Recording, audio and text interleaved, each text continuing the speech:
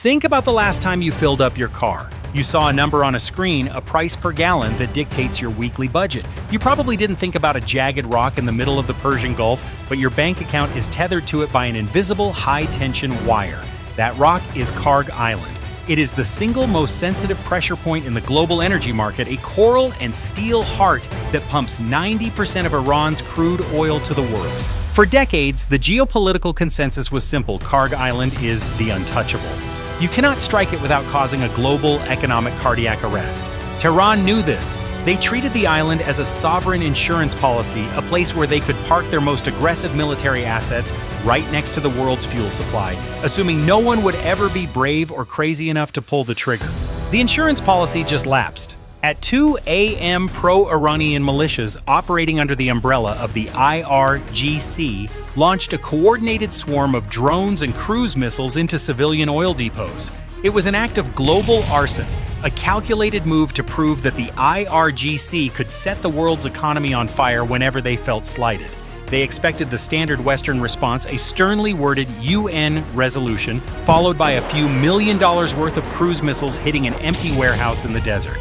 They believed their forbidden fortress on Kharg Island, protected by the Bavar 373 and a wall of elite IRGC Marines, would shield them from any real consequences. They were playing a game of chicken with an opponent that had already replaced the steering wheel with an algorithm. The US Navy and Air Force have just been unleashed with a mission that shouldn't be possible: to surgically delete the Iranian military presence on Kharg Island while keeping the oil flowing. We are talking about a bombardment so precise that it can vaporize a missile launcher while leaving the glass windows of a nearby refinery intact. This is a story about the ROI of absolute technological superiority and the cold math of a no-win scenario. If the timing is off by even a fraction of a percent, the global economy shatters. But in the kill web, there's no such thing as off. Kharg Island isn't just a port, it's a 22-square-kilometer bristling porcupine. The crown jewel is the Bavar 373. Iran advertises this as a system that makes the Russian S-400 look like a vintage relic. Its Mirage 4 radar is a technological monster, throwing out a beam that can detect a conventional fighter at 240 miles. That is the distance from London to Paris. If you're a pilot and that radar sweeps over your wing, you are already standing in a digital graveyard. The Bavar 373 is supported by the S-300PMU-2 and the Khordad 15, creating a high-low-medium altitude kill zone. Beneath these missiles, the IRGC has hollowed out the island's rock to hide hundreds of fast-attack craft and midget submarines. They built reinforced concrete pens designed to withstand the heaviest bunker busters in existence. The Iranian logic was pure game theory. If we make the cost of entry too high, the Americans will never pay it. They prepared for a war of attrition. They prepared for a frontal assault. They didn't prepare for a sequence that views their billions of dollars in hardware as nothing more than a series of bottlenecks to be removed. The attack doesn't start with a sound. It starts with a digital lobotomy. It is what the Pentagon calls shaping the environment. And tonight it's being handled by the invisible architects at US Cyber Command. While the IRGC operators on Kharg are staring at their multi-million-dollar consoles, a series of classified cyber injections are rewriting the island's reality. We aren't just jamming their radios, we are severing the nerves of the entire command structure. By 1:15 a.m., the integrated air defense network of Kharg Island is functionally dead. The radars are still spinning and the Bavar 373 missiles are still in their tubes, but they can no longer talk to the mainland or to each other. This is the whale breath rule of information warfare, a rhythmic, suffocating denial of truth. A battery commander on the North Pier sees a clear sky on his screen, while the commander 5 miles away sees a screen filled with 500 phantom targets. They are no longer a system. They are just a collection of expensive, isolated metal boxes waiting for the inevitable. The US has stripped away Iran's digital sovereignty before a single physical shot has been fired. At 1:30 a.m., the physical world begins to burn, but not in the way the Iranians expected. From the bomb bays of B-52 Strato fortresses loitering safely in international airspace waves of ADM-160 MALD are released. These are not missiles. They are 300-pound electronic ghosts. They carry signature augmentation systems that make them appear on an Iranian radar as a massive high-priority target, mimicking the exact radar cross-section of a B-1B Lancer or an F-15E Strike Eagle. The IRGC commanders already on edge after the UAE attacks see a nightmare on their screens, a massive multi-axis American air raid coming directly for their oil terminals. Their training manuals offer only one correct response: fire. And they do. A single Sayad 4B interceptor missile costs the Iranian regime roughly $2 million to produce. One ADM-160MALD decoy costs about as much as a high-end SUV. For the next 30 minutes, the IRGC spends 40 years of strategic savings to shoot down ghosts. Every launch is an economic sinkhole. Every interceptor spent is one less round in the magazine for when the real hammer falls. More importantly, every time they fire, their tracking radars operate at full power continuous emission.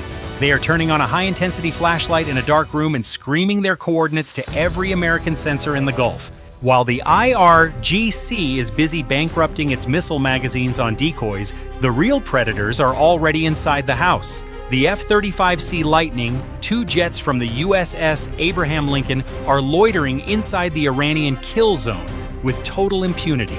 Their radar cross-section is approximately 0.005 square meters, about the size of a golf ball. To the Mirage 4 radar, they are invisible.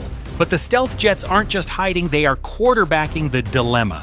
Coordinated by EA-18G Growlers, throwing out a massive wall of electronic noise, the stealth fighters release the AGM-88GAAR-GMER. This is a logic trap in a titanium tube. It moves at Mach 2, twice the speed of sound, clearing the distance of a marathon in less than 60 seconds. It homes in on the radiation emitted by the Iranian radars. Here is the no-win scenario for the Iranian operator. If he keeps his radar on to find the American jets, he dies by the beam follower. If he turns the radar off to hide the AGM-88GAAR-GMER switches to its internal GPS and millimeter wave radar, which remembers exactly where the truck was parked 30 seconds ago. There is no correct answer. This is checkmate. The very radars the Iranians built to protect their oil are now the homing beacons for their own destruction. With the high-altitude eyes of the island poked out the sequence transitions to a weapon the Iranians thought was a relic, the A-10 Thunderbolt II, the Warthog. While the stealth jets handle the long-range missiles, the Warthogs are skimming the waves of the Persian Gulf at 500 feet, hugging the whitecaps to stay below any remaining short-range sensors. Their mission shred the littoral. The IRGC has scrambled dozens of fast attack craft from their reinforced pens, intending to swarm the Arleigh Burke-class destroyers and tankers. The A-10 Thunderbolt II is a titanium bathtub wrapped around a 30mm GAU-8 Avenger cannon. In a coordinated sweep with the Navy's MH-60R Seahawk helicopters, the Warthogs engage the Iranian swarm. To a fiberglass fast attack boat, a 30mm depleted uranium round is like being hit by a chainsaw made of lightning. The A-10s neutralized the entire Iranian naval defense of the island in under 15 minutes. The fleet Tehran spent decades building to close the Strait of Hormuz is reduced to burning driftwood before they can even get a visual on a single American ship. The Warthog isn't just a plane, it's a clinical eraser of literal arrogance. By 2:45 a.m., the wall has been completely dismantled. The IRGC's eyes are gone. Their swarm is at the bottom of the Gulf, and their command is in a state of total paralysis. Now comes the part that shouldn't be possible: the destruction of the military heart of Kharg without scratching the oil terminals. This is where the B-2 Spirit stealth bomber takes center stage. Flying a mission that spans halfway across the globe, the B-2 arrives over the island carrying the GBU-57A/B, massive ordnance penetrator. This is a 30,000-pound kinetic hammer designed to find the IRGC command and control bunkers buried 200 feet deep in the coral rock. The GBU-57A/B doesn't just explode, it punches through the earth. while the B-2 eliminates the brains of the Operation F-15E Strike Eagles use the GBU-39 small-diameter bomb to pick the locks on the surface. Each GBU-39CDB is a 250-pound glide bomb with a precision guidance system that allows it to fly through a specific hangar door or hit a specific truck. We are vaporizing missile launchers that are parked literally 60 feet from primary oil pipelines, yet the pipelines remain completely intact. This isn't just a bombardment, it is a high-speed engineering project where the only byproduct is the total deletion of the IRGC. We are using the impossible soul to trap the defenders in their own fortifications. While the island is being systematically disassembled, the IRGC tries to pull its final lever. Pro-Iranian militias in Iraq begin rolling out mobile Fateh 110 short-range ballistic missiles from hidden bunkers in the Anbar province. They intend to launch a massive retaliatory strike against U.S. personnel at Erbil and Al Asad Air Base, hoping to create enough chaos to force a ceasefire at Kharg. A secondary flight of A-10 Thunderbolt IIs, supported by MQ-9 Reaper drones, has been loitering in the black space over the Iraqi-Iranian border for 3 hours. The moment the militia crews roll the Fateh 110 launchers into the open, they are painted by infrared laser designators from the drones.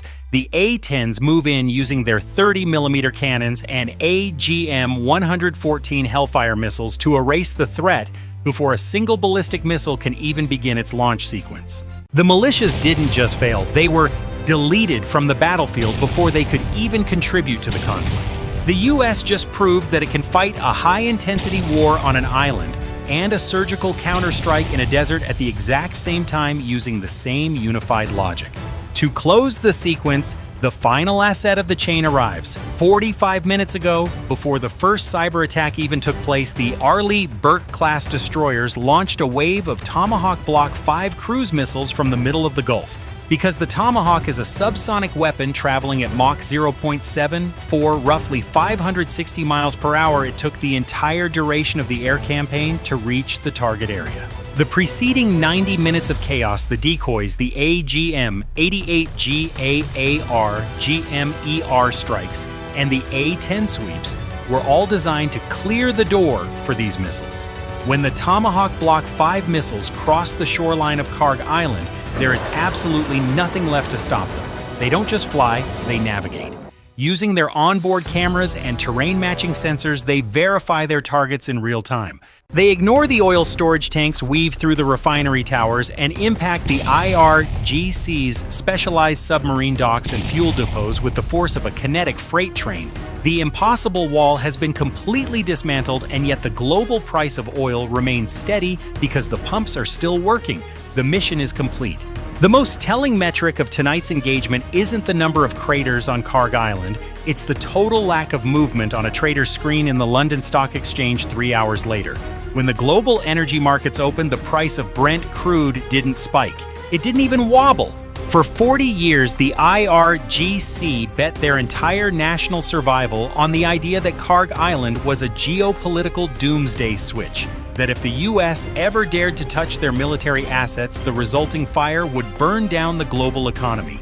They believed they were the main character in a high-stakes drama. They weren't. They were just a software bug in the global supply chain that the kill web just patched in under 3 hours. The Forbidden Fortress is no longer forbidden. It's just an island with some very expensive, very broken electronics and a lot of oil that no longer belongs to the IRGC's tactical imagination. The kill web demonstrated that it isn't a collection of planes and ships, it's a single flawless organism that can unleash absolute destruction on a threat while protecting the very world that threat tried to hold hostage. The most dangerous weapon in the world isn't a bomb, it's the ability to make an enemy's 40-year investment disappear before breakfast. The tankers are loading, the sea is quiet, the sequence is complete. End of transmission.